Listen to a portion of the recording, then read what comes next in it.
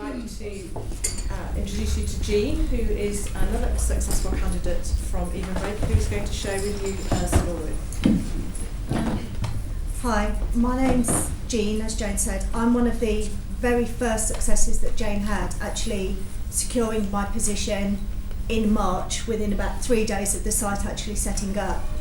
So it's weird because it's so long ago now, but it's so close together, if you see what I mean. I was born with my disability, but it's degenerative. So up until about 4 years ago, I was mobile. I was walking around. There were times when I needed to use crutches or a wheel or a walking stick, but generally I was as capable as any of you guys. My condition hadn't been diagnosed, so even though I knew that there was something wrong with me, people kept telling me it was all in my head. So I was forcing myself to be as active as any of you to try and fulfill the demands of roles to the same capability as anybody else.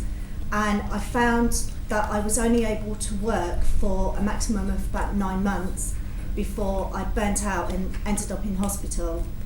And nobody could explain why. So I'd be in hospital, then I'd go home, I'd have to apply for benefits, I'd be stuck in the cycle of daytime TV, etc., until I started feeling better and feeling the need to go back to work. I'd go back to work for about 9 months, and I was trapped in this cycle of administration and hospitality, mainly working as barmaids. Working, loving being in work, but knowing that at some point I was going to end up in hospital again. And then I had a massive fall, which has left me in the wheelchair.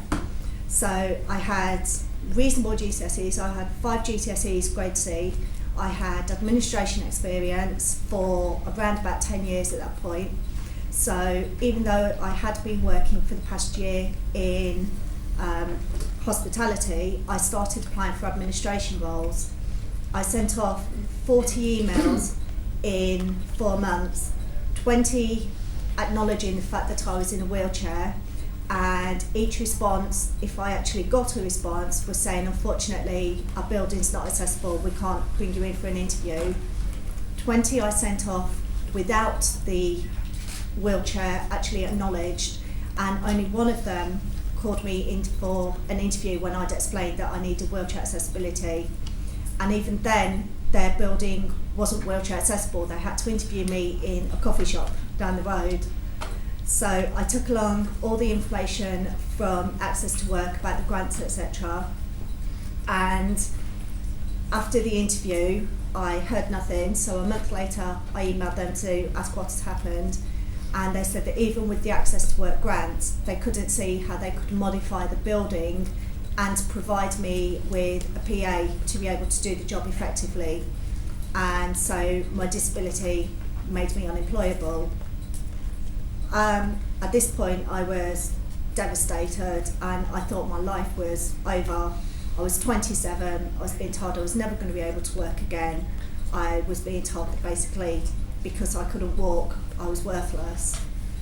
So I went to college and sat my A-levels and then started doing a degree.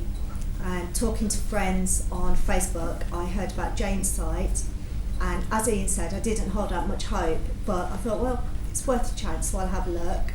I put up my CV and looked at the jobs that were available, and within a week I'd been contacted by one of the jobs that I'd applied for, and the position was absolutely perfect for me. It's working for a political party that's brand new, so they don't have offices themselves, etc.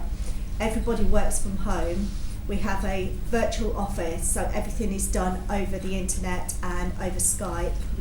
On my worst days, I'm lying in bed, I can still work, I can still be active. On my better days, I can go out to meetings, I can go out to conferences, etc. And there's no pressure on me as to what I can do. I've spoken to them about my abilities, and we sort of created the role around my capabilities.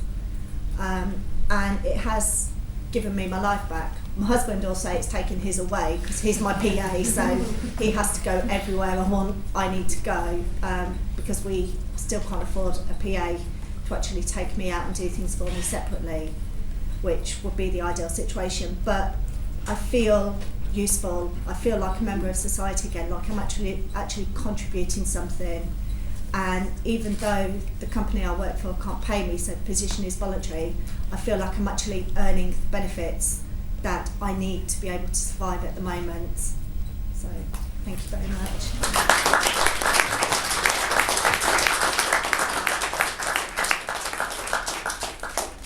Thank you, Jean. And who would have thought, we keep reading at all the tabloids, that all disabled people are scroungers and don't want to work and will be quite happy sitting at home or lying at home claiming benefits. It's actually not the case at all.